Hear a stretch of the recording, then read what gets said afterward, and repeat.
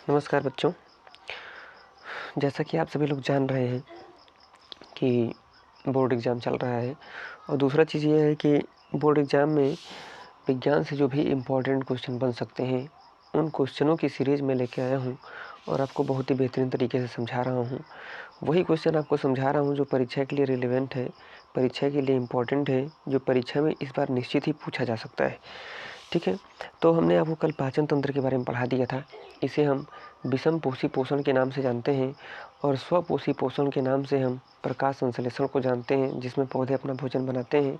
तो ये दो टॉपिक मैंने बहुत ही अच्छे से आपको समझाया है और इसका वीडियो चैनल पर है और यदि आपने नहीं देखा है तो आप जाकर के वीडियो देख सकते हैं। ठीक है, तो अभी तक हम लोग क्या पढ़ चुके हैं, चलिए बात कर लेते हैं हम लोग क्या पढ़ चुके हैं अभी तक। तो अभी तक हम लोग पढ़ चुके हैं, पहली बात तो स्वपोषी पोषण। चलिए मैं लिख देता हूँ, स्वपोषी पोषण। स्वपोषी पोषण का मतलब ये है कि पौधे अपना भोजन स्वयं बनाते हैं प्रकाश संश्लेषण की क्रिया द्वारा। तो इसको पढ़ चुके हैं। और एक हम लोग पढ़ चुके हैं विषम पोषी पोषण। ठीक है, विषम पोषी पोषण। तो विषम पोषी पोषण में क्या होता है? विषम पोषी पोषण में होता ये है कि मनुष्य जो है अपना क्या करता है, किसी दूसरे जीव के द्वारा बनाए गए भोजन पे आश्रित रहता है। ठीक है, तो विषम पोषी पोषण। तो ये दो टॉपिक मैंने बहुत ही अच्छे से आपको समझा दिया है, उसका वीडियो चैनल पर मौजूद है, आप जाकर के देख सकते हैं। और इसमें से स्वपोषी पोषण या विषम पोषी पोषण परीक्षा में पूछा जा सकता है। और इसी कड़ी में हम लोग आज आप पहुँचे अपने अगले टॉपिक की तरफ, जिसका नाम है, चलिए मैं देखता हूँ, इसका नाम है श्वसन। ठीक है, श्वसन। और मैं आपको दिखाता हूँ एक फिगर इसका, ये देखिए,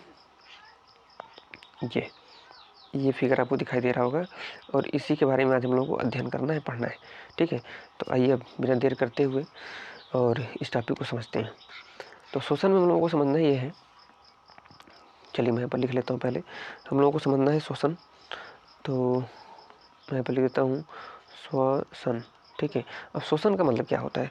श्वसन का मतलब बच्चों ब्रीदिंग करना होता है। ब्रीदिंग करने का मतलब सांस लेना होता है। ठीक है, अब कोई पूछ ले कि श्वसन का मतलब क्या होता है, तो आप ये कहते हैं कि सांस लेना होता है। या कोई ये पूछ ले कि सांस क्यों लेते हैं बताओ, तो आप कहेंगे कि जिंदा रहने के लिए लेते हैं। तो ये जानकारी जो है ना, ये जानकारी पूर्ण नहीं है, पर्याप्त नहीं है। अब मैं आपको बताता हूँ कि श्वसन का मतलब क्या होता है। श्वसन का मतलब ये होता है कि ऑक्सीजन की उपस्थिति में, ठीक है, इसका मतलब ऑक्सीजन की उपस्थिति में, ठीक है, ऑक्सीजन की उपस्थिति में, शॉर्टकट में लिख रहा हूँ कि जल्दी हो जाए। ठीक है, ऑक्सीजन की उपस्थिति में क्या करना है? ग्लूकोज का दहन करना है। ठीक है, ग्लूकोज का दहन करना है। ठीक है, दहन माने जलाना होता है। दहन करके ऊर्जा प्राप्त कर लेना। ठीक है, ऊर्जा प्राप्त कर लेना। ठीक है, कर लेना क्या कहलाता है? श्वसन कहलाता है। ठीक है, श्वसन कहलाता है। ठीक है, कहलाता है। अभी समझाता हूँ इसका मतलब कि क्या बोलना चाह रहा है। ठीक है, देखिए, हमने आपको कहा है कि ऑक्सीजन की उपस्थिति में ग्लूकोज का दहन करके ऊर्जा प्राप्त कर लेना। ठीक है, जैसा कि आप सभी लोग जान रहे हैं कि जब हम लोग भोजन को ग्रहण करते हैं, ठीक है, चलिए मैं एक बार समझाता हूँ अच्छे से। जब आप लोग क्या करते हैं, भोजन को ग्रहण करते हैं, तो भोजन को ग्रहण करने से क्या होता है, जो हमें पोषक तत्व प्राप्त होते हैं। और मान लीजिए ऐसा भोजन है जिसमें कार्बोहाइड्रेट है, समझिएगा। ठीक है, ऐसा भोजन है जिसमें कार्बोहाइड्रेट है, जैसा चावल हो गया, रोटी हो गया, आलू हो गया। ठीक है, इन सभी में कार्बोहाइड्रेट मिलता है। तो ऐसा भोजन जिसमें कार्बोहाइड्रेट है और जब उसका पाचन होता है तो वो ग्लूकोज बनता है। ठीक है, वो क्या बनता है बताइए? ग्लूकोज बनता है। और ग्लूकोज बन करके क्या होता है, ग्लूकोज बन करके ये हमारे सभी कोशिकाओं के पास जाता है। ठीक है, ठीक है, सभी कोशिकाओं के पास जाता है। और उन कोशिकाओं के पास जब ऑक्सीजन जाता है ना, उन कोशिकाओं के पास जब ऑक्सीजन जाता है तो ऑक्सीजन क्या करता है, इस ग्लूकोज का दहन करता है। इस ग्लूकोज का दहन करता है। दहन करने का मतलब क्या करता है? जला देता है। और जला करके हमें क्या देता है? ऊर्जा देता है ना, ऊर्जा देता है। और इसी ऊर्जा से हम क्या करते हैं? अपने सारे दैनिक काम करते हैं। अपने सारे दैनिक काम का मतलब ये है कि इसी ऊर्जा से यदि हमको पढ़ना होगा, ठीक है, तब हम इसी ऊर्जा से हम पढ़ पाएंगे। इसी ऊर्जा से हम क्या करना है, अगर हमको चलना है तो चल पाएंगे। इसी ऊर्जा से दौड़ना है तो दौड़ पाएंगे। मतलब सारे हम अपने काम करेंगे। तो आपने क्या देखा? आपने ये देखा कि जो श्वसन होता है वास्तव में क्या है कि ग्लूकोज का दहन करना है, ग्लूकोज को जलाना है और जला करके ऊर्जा प्राप्त करना है, और यही श्वसन कहलाता है। श्वसन का मतलब सिर्फ यही पर्याप्त नहीं है कह देना कि सांस लेना होता है। श्वसन का मतलब ये कुछ होता है। ठीक उसी तरीके से जैसे आप सोचिए कि आपके पास लकड़ी हो, और लकड़ी को आप क्या करें, एकत्रित करके बैठ जाए, ठीक है, और उस पर आप हाथ रख के उसमें प्राप्त करना चाहें तो उसमें मिलेगी ही नहीं, क्योंकि जब तक आप लकड़ी को जलाएंगे नहीं तब तक उसमें से निकलेगी नहीं। तो ऐसे ही बच्चों हमारी बॉडी में जब हम भोजन करते हैं तो भोजन में अगर कार्बोहाइड्रेट है, क्योंकि कार्बोहाइड्रेट ही हमारे शरीर में ऊर्जा देता है, प्रोटीन और विटामिन कभी ऊर्जा नहीं देता है, उनके कार्य अलग होते हैं हमारे बॉडी में। तो जो हमने ऐसा भोजन ग्रहण किया है जिसमें कार्बोहाइड्रेट है, वह कार्बोहाइड्रेट अगर सरल होता है तो ग्लूकोज बनता है, और वह ग्लूकोज हमारे शरीर में ऐसे ही पड़ा रहेगा तो ऊर्जा नहीं देगा। जब हम सांस लेते हैं ऑक्सीजन जाता है, उस ग्लूकोज को जलाता है तो जला करके हमें ऊर्जा देता है, ठीक है, तब जाके हमारे शरीर में क्या होता है, ऊर्जा मिलती है, और उसी ऊर्जा से हम सारे काम करते हैं। और वहीं पर आप देखेंगे कि जब ग्लूकोज जल रहा होता है माइटोकॉन्ड्रिया में, तो हमारे बॉडी के अंदर कार्बन डाइऑक्साइड भी बन जाता है ना, और वो कार्बन डाइऑक्साइड हम क्या करते हैं, श्वास के रूप में बाहर की तरफ छोड़ देते हैं। अभी हम आपको चीज़ समझाएंगे। तो चलिए हम लोग बात करते हैं श्वसन के बारे में। हमने आपको बता दिया कि श्वसन क्या होता है। अब देखिए श्वसन में कौन कौन से अंग भाग लेते हैं, उन अंगों के बारे में विधिवत जानकारी लेनी होगी। पहले तो आपको पढ़ना है नासा गुहा के बारे में, है ना, नासा गुहा के बारे में कि नासा गुहा क्या होती है, कैसे भाग लेती है, कैसे काम करती है, तो ये पढ़ना है। फिर इसके बाद आपको पढ़ना है श्वसन नली के बारे में, ठीक है, तो मैं लिखता हूँ श्वसन नली, श्वसन नली के बारे में पढ़ना होगा। इसके बाद किसके बारे में पढ़ना होगा, तो इसके बाद आपको पढ़ना होगा श्वसनिकाओं के बारे में। तो यहाँ पर लिखता हूँ श्वसनिकाओं या श्वसनिकाएँ लिख लेते हैं, है ना, श्वसनिकाएँ के बारे में पढ़ना होगा, श्वसनिकाएँ या श्वसनिकाओं, ठीक है, 4 नंबर। फिर हमको पढ़ना होगा थोड़ा सा पढ़ना होगा क्या, हम लोगों को पढ़ना होगा थोड़ा सा फुफ्फुस के बारे में, जिसको हम फेफड़ा भी बोलते हैं, है ना, तो मैं यहाँ पर लिख देता हूँ कि फुफ्फुस अर्थात फेफड़ा के बारे में पढ़ना होगा। फिर हम लोग थोड़ा सा यहाँ पर देखेंगे किसके बारे में, थोड़ा सा यहाँ पर हम देखेंगे डायाफ्राम के बारे में, डायाफ्राम के बारे में कि डायाफ्राम क्या होता है, सब ये श्वसन तंत्र का पार्ट है, ठीक है, तो ये डायाफ्राम के बारे में। फिर इसके बाद जो है हम लोग बात करेंगे यहाँ पर जिसको एल्वोलाई बोलते हैं, जिसको हम कोपिका बोलते हैं हिंदी में, तो कोपिका के बारे में देखेंगे। और ये बहुत ही ज़्यादा इंपॉर्टेंट है, क्योंकि जो हमारा श्वसन तंत्र होता है उसका मेन पार्ट है कोपिका। अगर कोपिका नहीं रहेगी तो श्वसन की क्रिया नहीं हो सकती है। तो इतनी सारी चीज़ों के बारे में हम लोग को देखना है। तो अब आइए धीरे धीरे क्या करते हैं, इसके ऊपर बात करते हैं और चीज़ों को समझते हैं। चलिए सबसे पहले समझना था हम लोगों को नासा गुहा के बारे में, तो समझते हैं कि नासा गुहा क्या होती है। देखिए इस चीज़ को आप बहुत अच्छे से याद कर लीजिएगा कि जो नासा गुहा होती है ना, उसी को हम लोग नाक कहते हैं। क्या कहते हैं बताइए, नाक कहते हैं। तो मैं यहाँ पर लिख देता हूँ नासा गुहा, नासा गुहा को हम लोग नाक कहते हैं। अब क्यों कहते हैं, मैंने आपको कल ही समझाया था पाचन में कि गुहा का मतलब होता है गुफा। गुहा का मतलब क्या होता है, गुफा। और ऐसी आकृति जो 3 तरफ से बंद होती है और एक तरफ से खुली होती है उसे गुफा कहते हैं। अपना नाक भी देख लीजिए, सिर्फ आगे से खुला होता है, ठीक है, सिर्फ आगे से खुला होता है। चलिए मैं बना के दिखाई देता हूँ आपको। कुछ ऐसे होता है, ऐसे करके ऐसे करके ऐसे करके ऐसे होता है। तो देखिए सिर्फ आगे से ही खुला होता है ये नाक, है ना, बाकी 3 तरफ से बंद होता है। एक तो ऊपर से बंद है, एक इस तरफ से बंद है और एक इस तरफ से बंद है ना, तो सिर्फ आगे से खुला है। तो जब एक तरफ से कोई आकृति खुली होती है, बाकी 2 तरफ से 3 तरफ से बंद होती है ना, तो उसको हम गुफा बोलते हैं। और गुफा को ही हम क्या कहते हैं, गुहा कहते हैं, है ना, विज्ञान की भाषा में। तो हमारी नाक जो है 3 तरफ से बंद है, एक तरफ से खुली है, तो उसको गुफा ना कह के विज्ञान की भाषा में हम गुहा कहते हैं। और नासा का मतलब क्या है, नासा का मतलब है नाक, यानी जो नाक है वो एक प्रकार से गुफा की जैसे दिखाई देती है, इसीलिए उसे विज्ञान की भाषा में हम क्या बोलते हैं बताइए, नासा गुहा बोलते हैं, ठीक है। तो ये चीज़ आपको समझ में आ गया होगा कि नासा गुहा क्या है। अब ध्यान से देखिएगा, इसी नासा गुहा में बच्चों क्या होता है कि छोटे छोटे रोम पाए जाते हैं, है ना, मैं लिख देता हूँ यहाँ पर, इसी नासा गुहा में छोटे छोटे रोम पाए जाते हैं। रोम का मतलब होता है बाल, है ना, छोटे छोटे बाल पाए जाते हैं। अब ये बाल क्या करते हैं, आप जान रहे हैं कि हमारे वायुमंडल में ढेर सारे धूल के क्या होते हैं बताइए, कण होते हैं, है ना, तो वो धूल के कण हमारे सीधे फेफड़े तक ना जाने पाए, नहीं तो फेफड़े का कार्य प्रभावित हो जाएगा। तो ये जो बाल होते हैं वो धूल के कण को क्या करते हैं, छान लेते हैं, है ना, छान लेते हैं, धूल के कणों को छान लेते हैं और स्वच्छ वायु को अंदर भेजते हैं, मतलब एक तरह से छननी का कार्य करते हैं।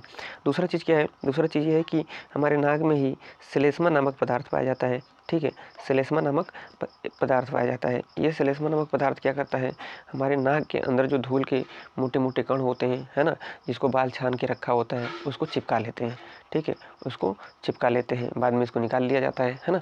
तो ये श्लेष्मा है, श्लेष्मा पदार्थ है। दूसरा चीज़ क्या होता है, दूसरा चीज़ ये होता है कि श्लेष्मा पदार्थ क्या करता है, ऑक्सीजन के घर्षण को कम करता है, ऑक्सीजन के घर्षण को कम करता है ना। जो ऑक्सीजन होता है वो नाक के अंदर रगड़ती हुई जाती है, ठीक है, तो रगड़ती हुई जाती है, तो रगड़ती हुई जाने से क्या होगा, अब नाक के अंदर सूजन होने लगेगा, श्लेष्मक झिल्ली में दर्द होने लगेगा, ठीक है, वो लाल हो जाएगी। तो ये सब समस्या ना उत्पन्न होने पाए, और ये समस्या उत्पन्न होती है ऑक्सीजन के घर्षण की वजह से। तो ये ऑक्सीजन के घर्षण को कम करता है, कौन करता है, जो श्लेष्मा नामक पदार्थ होता है वो, ठीक है। तो अब देखिए, सर्दी जब होता है या जुकाम जब होता है तो श्लेष्मा नामक पदार्थ निकलना बंद हो जाता है, जिसकी वजह से नाक में सूजन हो जाता है, क्योंकि ऑक्सीजन बहुत ही घर्षण करती है वहाँ पे, ठीक है, और दर्द भी होने लगता है। तो ये हो गया श्लेष्मा नामक पदार्थ के बारे में। तो अब ये हम लोग नासिक गुहा के बारे में पढ़ लिए। अब आइए आगे बढ़ते हैं। आगे बढ़ेंगे तो हम लोग देखेंगे कि जो हमारी प्राणवायु है, अर्थात जो ऑक्सीजन है, वह ऑक्सीजन श्वसन नली से नीचे उतरता है ना, श्वसन नली से नीचे उतरता है। अब जो श्वसन नली होती है, इसकी एक ही प्रॉपर्टी है, एक ही खास बात है कि जो श्वसन नली है ये कार्टिलेज की बनी होती है।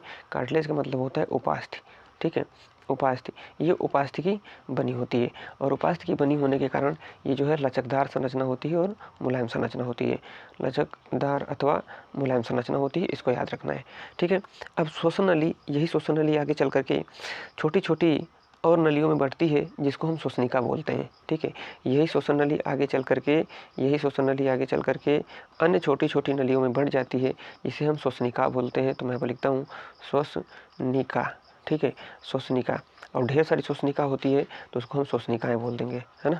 यही श्वसन नली आगे चल करके छोटी छोटी नलियों में बढ़ जाती है, जिन्हें हम श्वसनिका बोलते हैं। कुछ इस तरीके से देखिए, ऐसे होता है कि ये ऐसे श्वसन नली आ रही है, ठीक है, नाक से होती हुई ऐसे आ रही है। अब यही श्वसन नली आगे जा करके इस तरीके से बढ़ जाएगी, एक इधर चली जाएगी, ठीक है, और एक इधर चली जाएगी, फिर इसी में से कुछ एक ऐसे चली जाएगी, फिर एक ऐसे चली जाएगी, ठीक है, इस तरीके से। तो इसको और इसको हम क्या बोलेंगे, श्वसनिका बोलेंगे, ठीक है। तो यही श्वसन नली आगे चल करके छोटे छोटे नलियों में बटी होती है, जिसे श्वसनिका बोलते हैं। अब होता यह है कि जो प्राणवायु होती है वो श्वसन नली से नीचे उतरती है, और नीचे उतर करके श्वसनिकाओं में चली आती है। अब जब श्वसनिकाओं में चली आती है तो श्वसनिकाओं में ही क्या होता है, श्वसनिकाओं में ही आप देखेंगे कोशिकाएं लगी होती हैं। चलिए मैं एक चित्र बना के आपको दिखाता हूँ, कुछ इस तरीके से। देखिए, ये कुछ ऐसा होता है कि ये श्वसन नली ऊपर से आ रही है इस तरीके से, ठीक है, इस तरीके से आ रही है, और ये श्वसनिकाओं में इस तरीके से बढ़ गई, ये श्वसनिकाओं में इस तरीके से बढ़ जा रही है, ठीक है। और इसी श्वसनिकाओं में क्या हो रहा है, इसी श्वसनिकाओं में कोशिकाएं लगी हुई हैं। ये हमारा फेफड़ा इस तरीके से होता है, ऐसे, ठीक है। और मैं इधर भी बना देता हूँ, कुछ ऐसे होता है। इधर आप फिगर में देख सकते हैं कितने अच्छे से दिखाया गया है इस साइड में, ठीक है। तो अभी इसी श्वसनिकाओं में क्या होता है, इसी श्वसनिकाओं में कुछ छोटे छोटे गुब्बारे की जैसे आकृति लगी होती है, और इनकी संख्या बहुत ज़्यादा होती है, जिसे हम कोशिका बोलते हैं, इस तरीके से, है ना। छोटे छोटे इस तरीके से लगी होती है, कोशिका बोलते हैं। और आप देखेंगे तो बीच में जो होता है एक हड्डी होती है, जिसको हम ओरोस्थि बोलते हैं, और इंग्लिश में स्टर्नम बोलते हैं। चलिए मैं इस फिगर में आपको दिखाता हूँ, ध्यान से देखिएगा। चलिए, ये फिगर आपको दिखाई दे रहा होगा, यहाँ पे देखिए, यहाँ पर ये जो आपको दिखाई दे रहा है ये सब कोशिकाएं हैं, ठीक है, ये सब कोशिकाएं हैं। और ये आपको दिखाई दे रहा है ये श्वसन नलिकाएं हैं, है ना, श्वसनिकाएं हैं। देखिए यहाँ पर लिखा भी है कि श्वसनिकाएं हैं।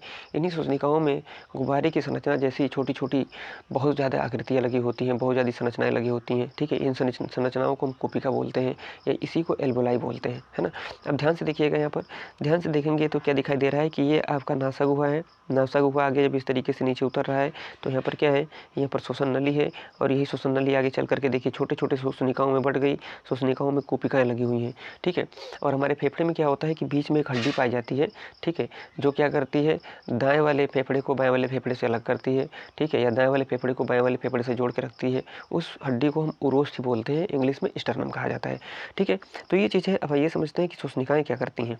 अब ध्यान से देखिए, श्वसनिकाओं का काम क्या होता है कि जो श्वसन नली से ऑक्सीजन आ रहा है, उस ऑक्सीजन को लेकर के हमको कहाँ पहुँचाना है, कोशिकाओं में पहुँचाना है। अब समझते हैं कि कोशिकाओं में क्या होता है।